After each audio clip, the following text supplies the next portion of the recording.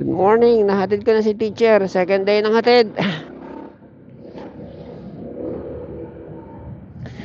Nakapagpagas na kami ulit. Second pagas kanina. 300 pesos sa 182 kilometers. 302 pesos. Kasi yung huling ano namin, full tank. Galing Casa, full tank. Lumalabas, 60 kilometers sa 60 kilometers sa 100. So in that terms kami magkukuwenta para ano, alam namin yung gastos sa mga bibiyahihin, di ba? Kung dati nagkukwenta kami kilometers in terms of malulubat, ito in terms of gasolina. Congrats nga pala kay Jello, yung sa biyaheng e-bike na ano, nakabili siya ng bagong Benelli 200cc. Sangka pa, di ba? Ka-member ko yun sa e-bike group. Ang bilis niyang ano, tumaas yung ano, tumaas yung tawag sa ganon, followers niya sa Facebook page niya. Alamin ko nga yun mamaya. Kasi kahit pa paano meron na akong benching ko sa Facebook. Personal ko yan, ginawa ko lang professional. Tinigil ko lang. Kasi doon na ako sa point na gagawin kong i-monetize ko.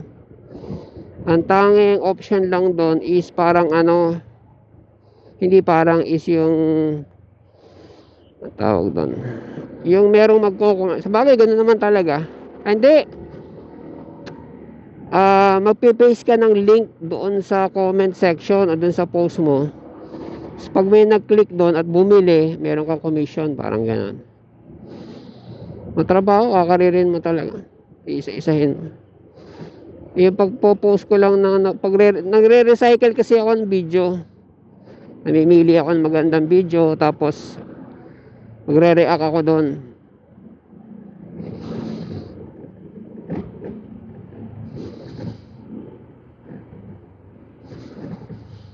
Amoy kape.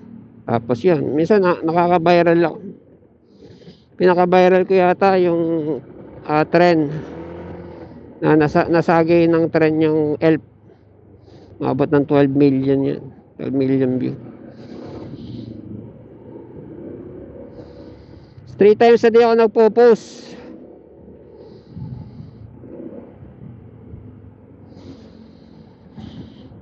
Yung mga ilan-ilan din ako nagba-viral after nun. Kaya umabot ako 25. Pero tinigil ko kasi hindi ko siya ma-monetize Hindi ko natsagaan. Naiba na rin ako ng pinagkaabalahan. Ito nga sa construction. Ito at least construction, sureball na may katumbas yung sipag mo magsipag, mag-sales.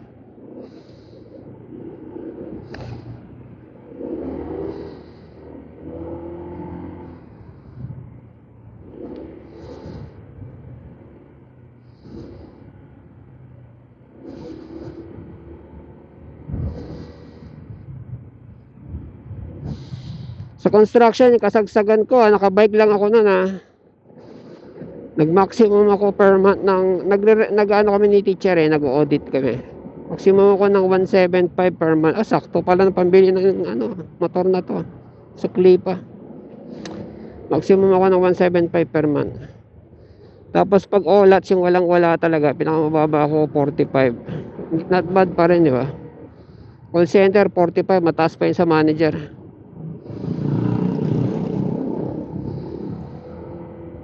Kakaltasan ka pa pag sa call center.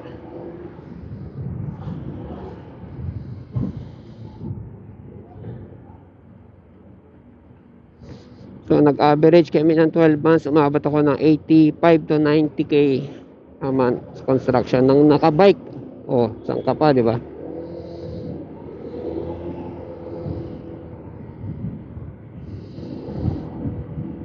Pero yung hirap ko nun, mahirap na mahirap. Nasabay nga ako, yung stress ko, nadadaan ko sa sigaw eh. Kaya ako naglaylo kasi nakikita ko na ano yung mga anak ko na tawag doon, natotrauma. Actually, lumayas nga yung bunso ko dahil natotrauma daw siya sa bahay. Si teacher kasi, syempre teacher siya, ayaw niya nang utusan na pakiabot nga yung ganito ko. Kaya iba na yung ano ngayon, kababaihan ngayon. Ayaw na nagsisilbi sa asawa. Syempre pagsasabihan ko siya, sabi ko, pagsilbihan mo naman ako, ako naman lahat may sagot dito. So pag nagsalita ako ng ganun, naririnig ng anak na sensitive, lumayas. Tumira dun sa ano niya, sa apartment, sama ng jowa niya. Birthday ko pa, mismong birthday ko. Kaya parang nagpa-apekto ako doon, hindi nagpa-apekto, na-apektuhan ako, nagpa-apekto rin ako.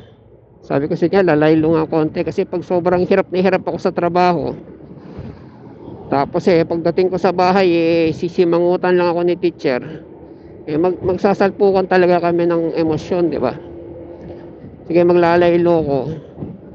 Para pagdating sa bahay, merong reserba pa ako na ano.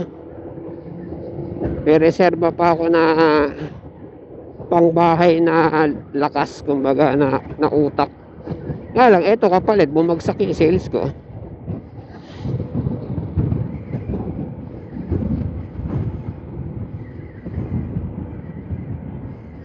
Sabi, sales ko bumagsak. Kung nasa sales ka kasi, hindi ka pwedeng hindi nagbebenta araw-araw. Dapat araw-araw, minimum 3 kausap mo, inaalok mo, ganyan. Tapos mga 5. O sige, 3 rin. 3 rin dati mong customer na hindi na bumibili, tatawagan mo. Gusto mong relax, chill pa yun ha. Relax, chill mode lang yun ha. 3 customer na active, hindi. 3 kakausapin mong bago at 3 dati nang kumukuha sa'yo, papalo up mo o baka may ano na, may bago ka ng order, bago ka ng ano ganun. Ganun lang araw-araw. Chill mode lang yun. Pero gusto mo talagang hataw, dagdagan mo pa. Lalo na yung ano, dati mo ng customer, follow up mo. Minsan nakakasyam akong tawag doon eh. Kasi yung tawagan mo, sasabihin na nila, ay wala pang project. O, isa na yun. Hanggang makahanap ka na, uy, buti tumawag ka. Meron ako dito, magkano yung ano mo. O. Kung hindi mo tinawagan yun, hindi ka makakabenta, di ba?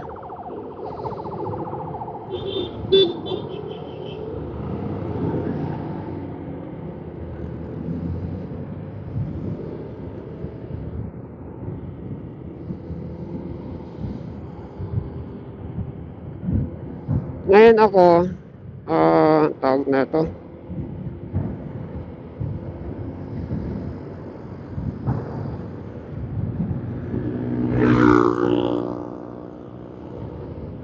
So mag-exercise eh. Oras na ba?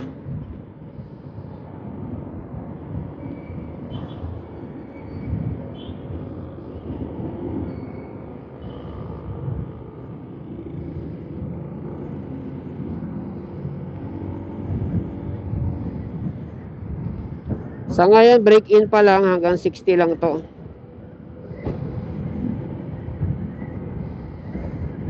First 500 kilometers.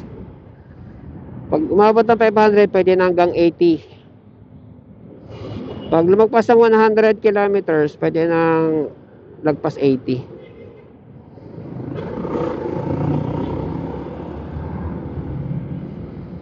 Sabi ng ahente, basta wag lang daw bibiritin talaga.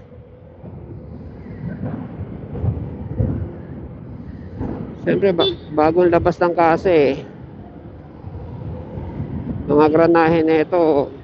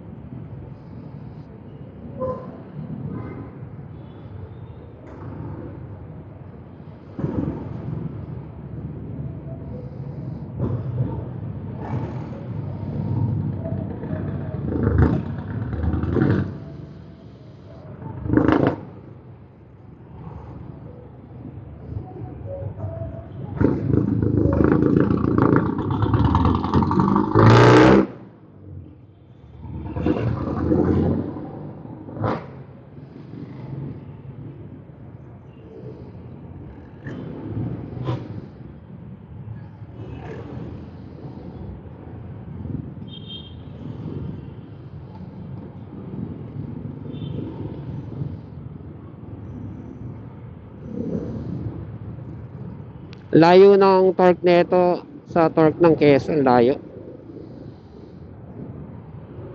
Pag tres sira kasi yung switch na, kaya hindi ko binababa ng tres yan lolo ko talaga.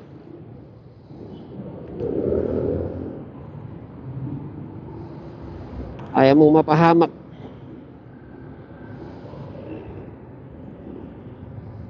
Tres ka lang lagi. Kaya pag ganito mga traffic, kailangan alaalay yung silinyador mo.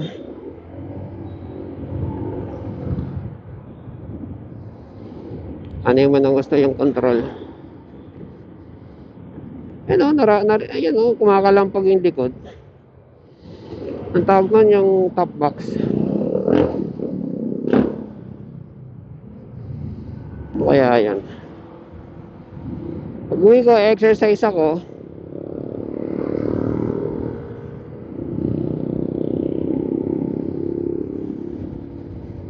Natin kung marumi ito, linisin ko ulit. Sipag ko maglinis na ito, kagabi nilinis ko rin to.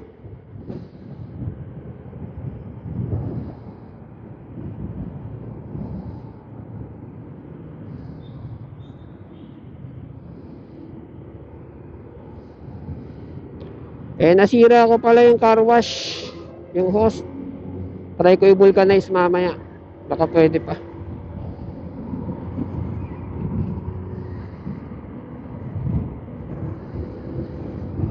May nagreklamo na vlogger, sabi niya itong daw na to, yung tawag nun, itong display na ito, pag natapat daw sa araw, hindi masyadong makita. Doon ako nadismaya, kaya medyo lumayo ako dito sa ADB. Pero pagdating sa casa, sabi ko doon kay Kirby pangalan ng vlogger na ahente, sabi ko, nalilinawan ba yan? Sabi niya, oo, pero naka-max na yan, sabi niya. So kinompare namin yung max sa hindi max, ang layo nga naman. So ayun, kitang-kita naman Ewan ko lang pag tirik ang araw tapos magre-reflect. Pag ganun talaga, may hirap talaga yan. Lalo na pag galing sa likod mo yung araw. Oo. Pag nangyari naman, hindi naman araw-araw ganun, di ba? Hindi naman oras-oras ganun, di ba? So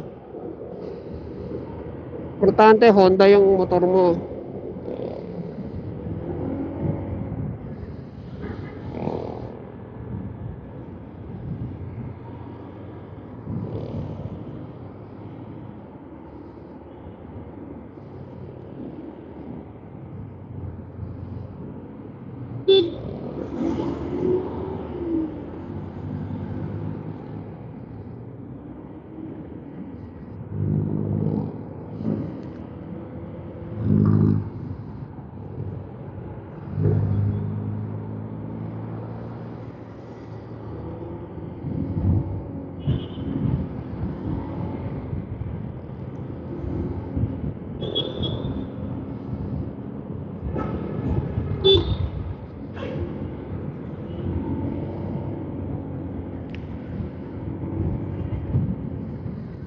Magbabago siguro konsumo ko na hindi siguro, magbabago konsumo ko na ito kapag yung na-break in na to. Pero ewan ko iingatan ko to kasi dito akin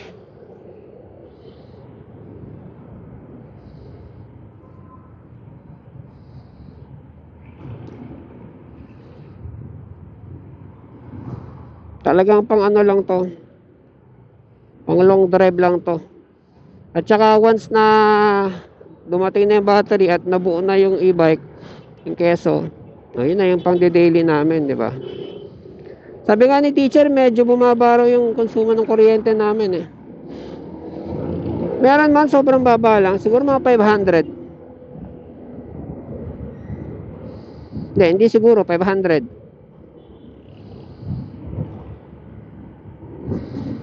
Dati yung 4.5, ngayon nasa 4 plus na lang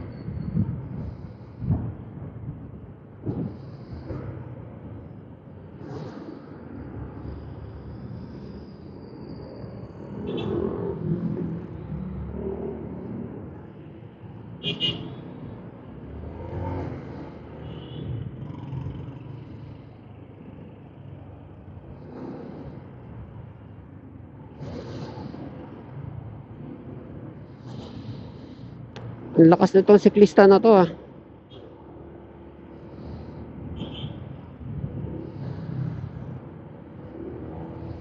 Pag ganyan ang takbo mo, ayaw na ayaw mo yung ano, mapapapreno ka. Sayang yung adrenaline eh.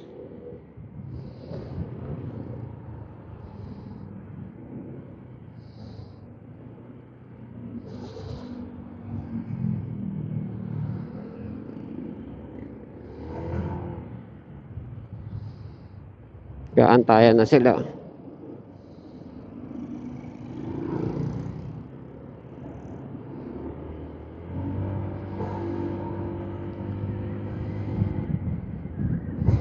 Tapos eto, kumpara sa Quezon, ang ganda niya i-banking.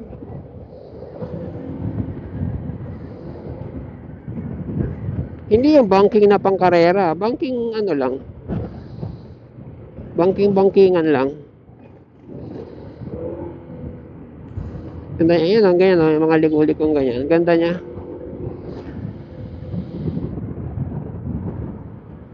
Talaga pag ano, premium yung manufacturer. O hindi naman premium. Premium, bakit? Branded.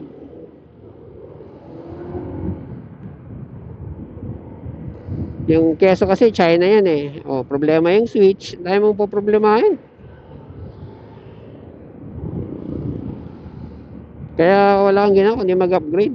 Eto, kung hindi ka naman ano, pwede mong gamitin to ng taon. Years after years nang hindi ka kailangan mag-upgrade kasi gagana naman eh. Eh yung China kasi, makikita mo yung mga problema. Sa bagay, bago pa lang pala to. Pero nakikita ko na yung quality ng gawa. Yun ang point ko.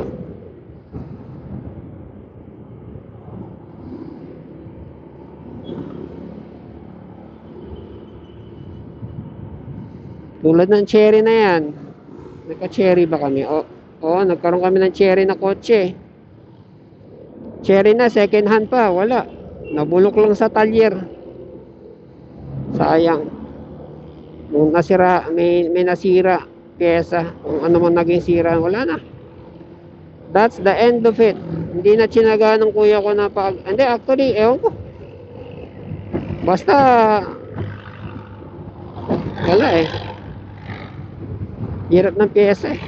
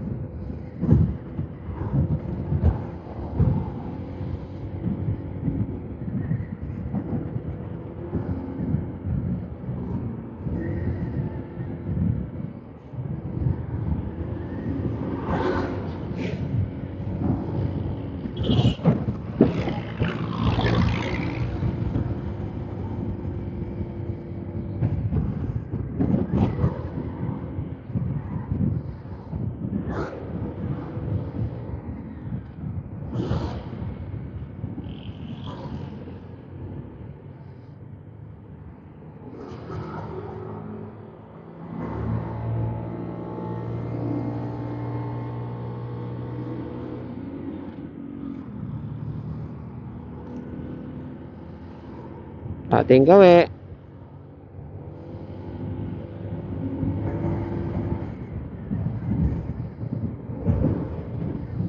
Dito tayo kasi mapagkakamalan tayong papasok ng school yun.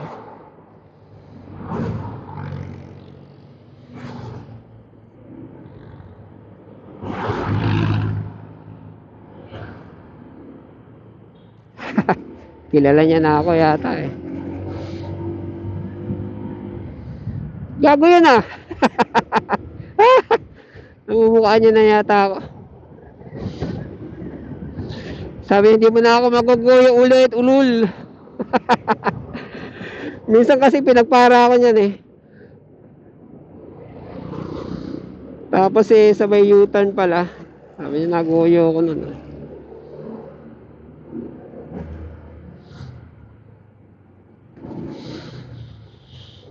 Ano ba namang pagtaasan lang ng signal? Kapitbahay ko naman siya, taga rito yan eh. Patipid naman niya sa buhay niya. Tipid naman niya sa bala. Ano man ang tawag doon?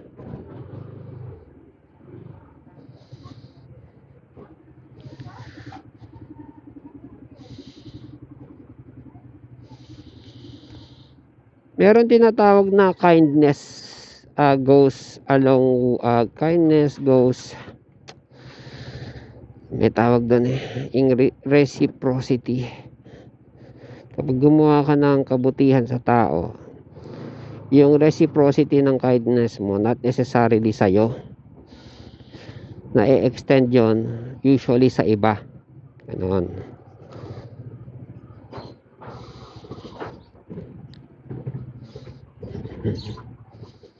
Wow, that's a lot of dahon.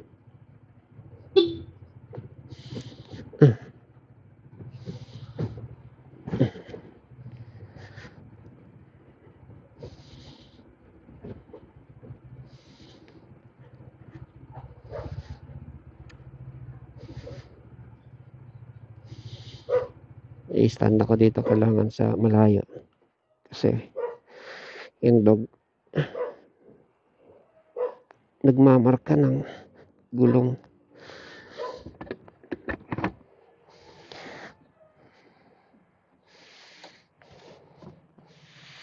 Let's go.